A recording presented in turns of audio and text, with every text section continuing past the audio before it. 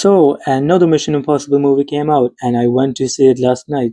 I believe this is the eighth one in this movie franchise and the last one, which is a good thing for these movies. I don't think they have to stretch out these fucking movies to 10 or 11 movies. Like Fast and Furious. I mean, I think there are 11 Fast and Furious movies, which is insane. I don't think there should have been that many. Like, I think it should have ended with Fast and Furious 7, even though some of them are good, some of them are bad. Like, Hobbs and Shaw is my personal favorite one.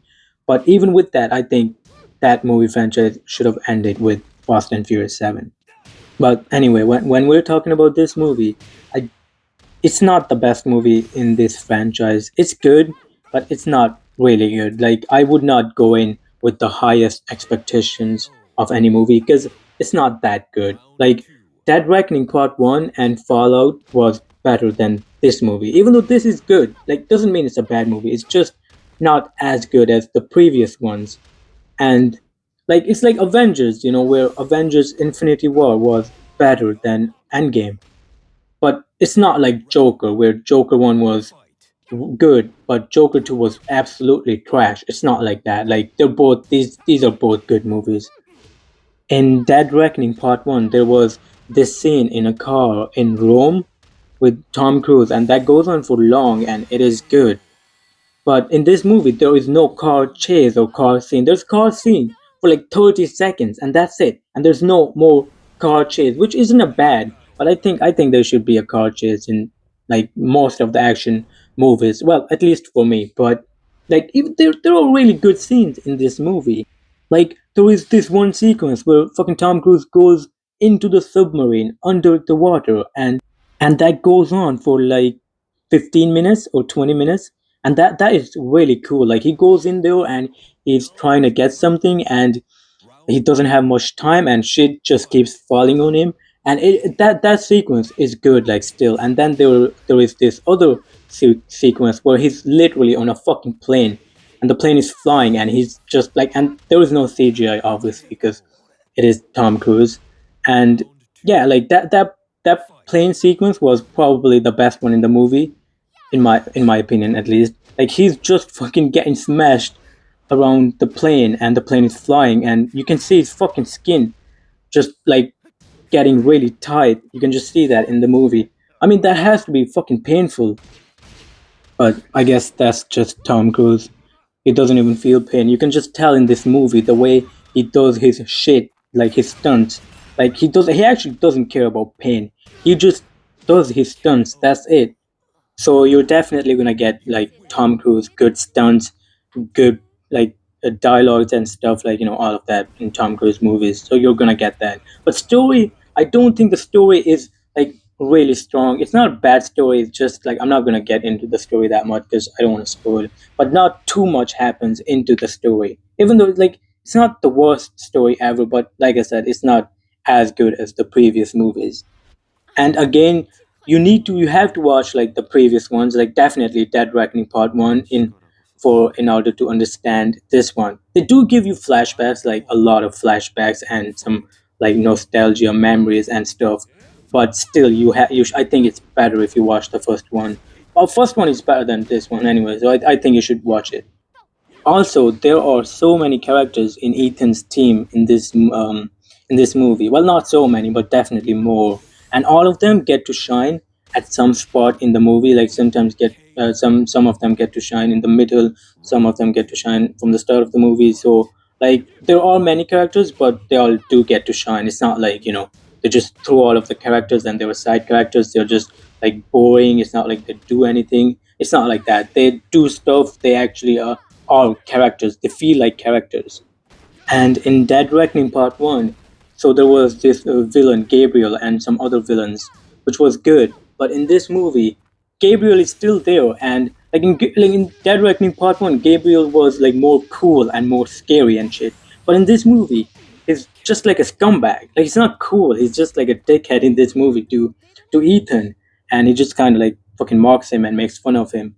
And like Gabriel and Entity, so that AI is the only villain in this movie, which is not bad, obviously, but like in the Dead Reckoning Part 1, so like a fucking villain actually had a personality. In this movie, Gabriel like does stuff, but still like he's just like for me in this movie he was a bit boring. Like he wasn't cool. He was just like a dickhead basically.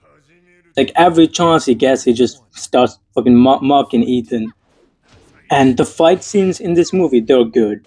Like the fight scenes are good. Like Tom Cruise stunts are obviously gonna be good. But I don't think the movie is like as good as the previous ones. And there are people like I've read somewhere where people are saying this is the worst movie in the franchise. It's not. Like it is not the worst one. It's definitely not the best one, but it is like not the worst one in the franchise. Like it's not like as good as the others ones, like I said, but it's just not the worst one. It's still a good movie. Like you're gonna have fun if you go in. And also, I don't think the pacing is in this movie is like really good or even decent. Like in the first like 40 minutes of the movie, like a lot of stuff happens, and or even 30 minutes of the movie, like a lot of stuff happens, and like you kind of think that this is going to be well, at least I thought it was going to be a really good movie, but like after like 30 minutes, 1 hour, they're just like while Tom Cruise is on the submarine. I think for like an hour or 50 minutes or something, and the other team is like on Antarctica, and like they're just talking. That's like they're not like there's not much going on. They're pretty much just talking for like fucking 50 minutes or something, which isn't boring. It's just like there is not like too much action into the movie. So again, if you're gonna go in expecting like fucking heads flying and shit, like that's not gonna happen. But it's still okay. Like it's still good, but there's not too much action in this movie. And this movie, like I said, the AI is not boring, but this movie also has one of the like best AI villain ever. Like in other movies, when there's an AI villain, like that AI pretty much like fucking makes robots and tries to like kill millions of people. But in this movie, well, actually, this is like a tiny spoiler. So if you want to avoid that, you can just like leave.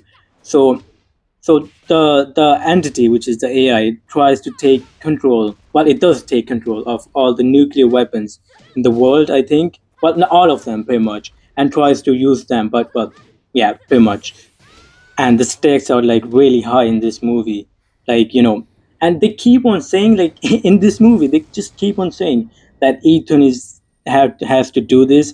Ethan can save billions of people. I mean, he can though, to be fair, but they just keep on saying about that Ethan is like really important and he has to save billions of people, and he's the only one that can do it. And to be fair, they're right. Like he's the only one that can do it.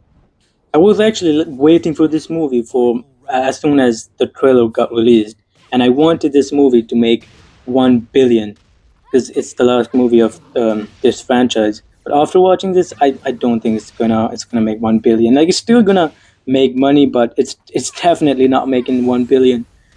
And I think Tom Cruise deserved that. But again, the movie is not as good as it's gonna make 1 billion. It's still gonna make money. It's just I think the last one made 500 million, and they said it wasn't like a huge success.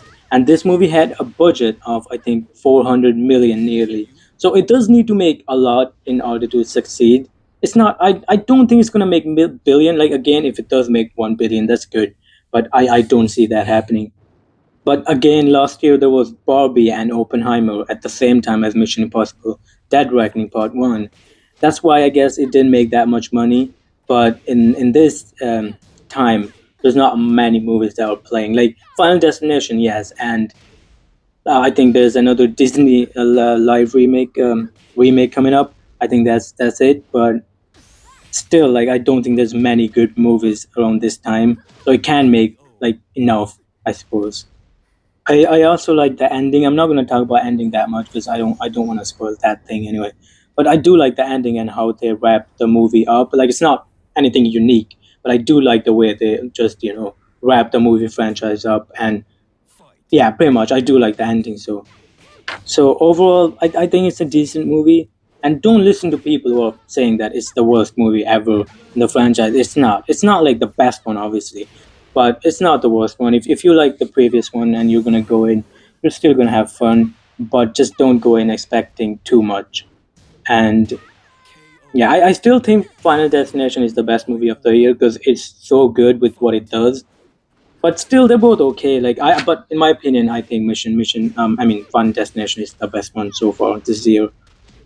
So, but I do think they're not just gonna let this movie franchise go. I think they're gonna make a reboot, or they're gonna have new actors or something, which I would love to see. Though I don't think someone's gonna be as good as Tom Cruise, but I would love to see someone try to do what Tom Cruise does with his stunts.